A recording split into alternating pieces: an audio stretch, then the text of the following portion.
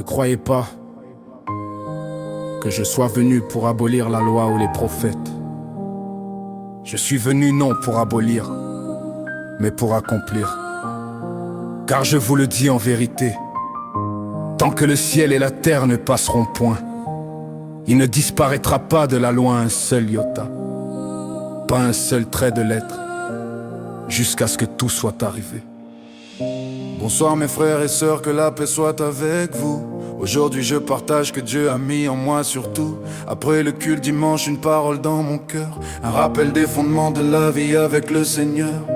Des vérités qu'on évite parfois de proclamer, mais la lumière de Dieu ne peut être cachée, car sa parole demeure à travers les générations. Elle guide nos vies et éclaire nos intentions. Pas un seul iota ne disparaîtra, la parole de Dieu restera. Le ciel et la terre passeront un jour, mais la vérité de Dieu demeure pour toujours. Dans la semaine, un frère a partagé l'écriture. Colossiens nous appelle à une vie plus pure, faire mourir l'impureté, les passions, les mauvais désirs, les choses qui éloignent nos cœurs du vrai avenir. Car la parole dit avec clarté que ces choses attirent la colère de Dieu sur la rébellion. Mais nous ne sommes pas appelés à cette direction, nous sommes appelés à une autre vocation. Pas un seul iota ne disparaîtra, la parole de Dieu restera. Nous sommes héritiers avec Jésus, appelés à marcher dans la vertu. Car nous ne sommes pas des fils de la rébellion, nous sommes héritiers de Dieu par la rédemption. Co-héritiers avec Christ selon sa promesse, appelés à vivre dans la justice. Mais une question se pose devant la vérité: qu'est-ce qui rend réellement l'homme impur en réalité? Quels sont ces désirs que la Bible condamne, qui éloignent nos vies de la présence de Dieu? Dans le livre du Lévitique, Dieu parle clairement des pratiques qui souillent l'homme et son environnement. La parole rappelle dans l'histoire des nations que certaines ont disparu à cause de leurs actions.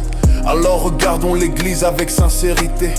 Peut-on espérer voir Dieu se manifester si nous tolérons ce qu'il condamne ouvertement, sans repentance, sans prière devant lui humblement? La parole dit: celui qui est né de Dieu ne pratique pas le péché. Pratiquer le péché, ce n'est pas tomber parfois, c'est continuer volontairement sans revenir vers Dieu.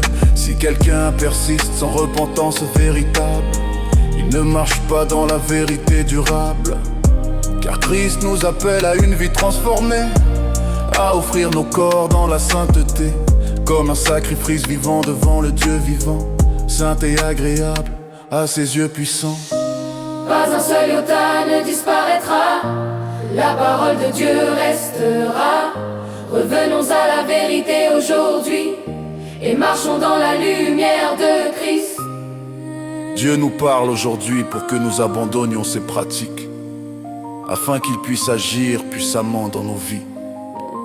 Car la parole déclare: mon peuple périt faute de connaissance. Toute la gloire